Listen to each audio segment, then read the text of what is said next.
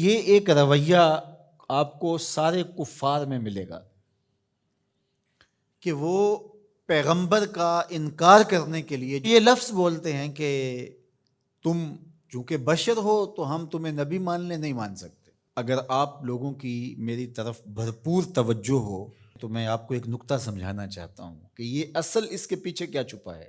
ذرا دیکھیے، ایک طرف وہ پیغمبر کو اس لیے نہیں مان رہے کہ بشر ہے اس لیے ہم کیوں مانیں، اور دوسری طرف انہی کفار کا رویہ یہ ہے کہ پتھر کی بے جان مورتی کو خدا مان رہے ہیں۔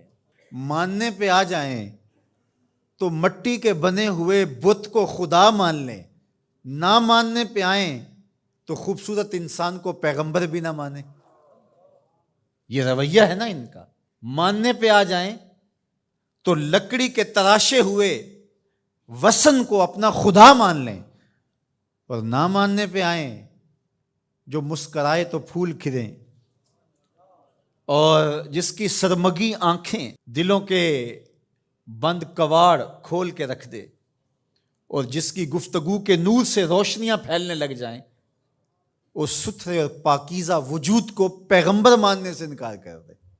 تو یہ کیا بات ہوئی؟ یہ فلسفہ ان کے بیمار ذہن نے تراشا ہے، اس لیے کہ پتھر کی مورتی کو خدا ماننے سے کوئی فرق نہیں پڑتا، ان کے جذبات پر کوئی زد نہیں آتی۔ لکڑ کے بنے ہوئے مجسمے کو خدا ماننے سے ان کو کوئی فرق نہیں پڑتا، کوئی قربانی نہیں دینی پڑتی۔ وہ پتھر کی مورتی، وہ آٹے کا بنا ہوا معبود باطل ان کی زندگی میں دخیل نہیں ہوتا، ان کو کسی کام سے روکتا نہیں ہے۔ وہ چوری کریں، وہ ڈاکہ کریں، وہ تکبر میں غرور میں بھرے ہوئے زندگی گزاریں، وہ کسی کا حق غصب کریں، کسی کا گھر لوٹیں، کسی کی عزت پہ حملہ آور ہوں، وہ ان پر کوئی قدغن نہیں لگاتا، اس لیے کہ وہ بے جان مجسمہ ہے۔ اس لیے اس کو ماننے میں ان کے نفس کو کوئی پرابلم نہیں ہے، اس لیے کہ وہ ان کے نفس پر شاک نہیں ہے۔ اور پیغمبر کو ماننے کا مطلب یہ ہے کہ پھر پیغمبر کی ماننا پڑے گی، اور پھر یہ بری عادتیں چھوڑنا پڑیں گی، اس لیے ان کا نفس مانے ہوتا ہے پیغمبر کو ماننے سے۔ اور اگر آپ کی تھوڑی توجہ اور ہو تو میں ایک اور بات کرنا چاہوں گا کہ نانگے شاہ کو اور ملنگ دھڑنگ کو، سوٹا لگانے والے کو لوگ مان لیتے ہیں اور چکر لگاتے ہیں، اور ایک مسجد کے مولوی کے ساتھ وہ عقیدت نہیں رکھتے۔ اس کی کیا وجہ ہے؟ اس لیے کہ یہ خیر اور شر کی بات بتاتا ہے، اور وہ کچھ منع نہیں کرتا، وہ بے جان مجسمے کی طرح بس وہاں جا کے چڑھاوا چڑھا دو اور وہاں جا کے نذرانہ دے دو، لہٰذا بیمار ذہنیت اس کو تو مان لے گی لیکن ایک شیخ الحدیث کو نہیں مانے گی، اس لیے کہ یہ اس کی زندگی میں دخیل ہوگا، یہ بتائے گا کہ تم یہاں غلط کر رہے ہو، یہاں تم صحیح کر رہے ہو۔ تو یہ ماننا نہ ماننا انسان کے اپنے نفس کا ہوتا ہے یہ۔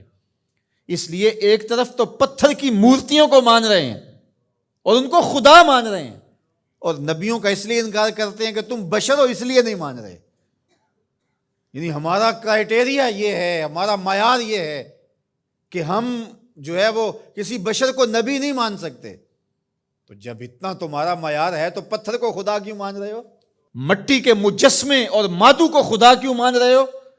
تو اصل پیچھے بیمار ذہنیت ہے، اور وہ یہ کہ اس کو اس لیے مان رہے ہیں کہ وہ ان کی زندگی میں دخیل نہیں ہے، وہ ان کے اعمال پہ قدغن نہیں لگاتا، ان کو خیر اور شر کی تمیز نہیں بتاتا، ان کو برائی سے روکتا نہیں، ان کی بدکاریاں بھی چل رہی ہیں اور ان کے معبود باطل کے سامنے جو ہے وہ سجدے بھی چل رہے ہیں، وہ نہیں روکتا۔ اچھا، ایک بات میں اور کرنا چاہتا ہوں، اور اگر آپ کی وہ توجہ ہو، آج ہمارا رویہ بھی یہ ہو گیا ہے، ہم کہتے ہیں کلمہ بھی چلتا رہے اور باقی بھی زندگی اپنی مرضی کی چلتی رہے۔ یہ بھی ایک قسم کی بت پرستی ہے۔ قرآن مجید میں اس مضمون کو ذرا دیکھ لیجئے۔ افرأیت من اتخذ الہہ ہواہ، آپ نے اس شخص کو دیکھا اپنی خواہشات کو ہی اس نے اپنا معبود بنایا ہوا ہے۔ دین من مانی کا نام نہیں ہے، بلکہ یہ اپنے محبوب کے لیے اپنی خواہشات کو ترک کرنے کا نام ہے، لیکن ہم اپنی خواہشات کے بندے ہیں، ہم دین بھی اپنی خواہشات کے مطابق اختیار کرتے ہیں۔ یہ ساری گفتگو کے نتیجے میں اس پہ ہم خود اپنے آپ پہ غور کر لیں کہ ہم کہاں کھڑے ہیں۔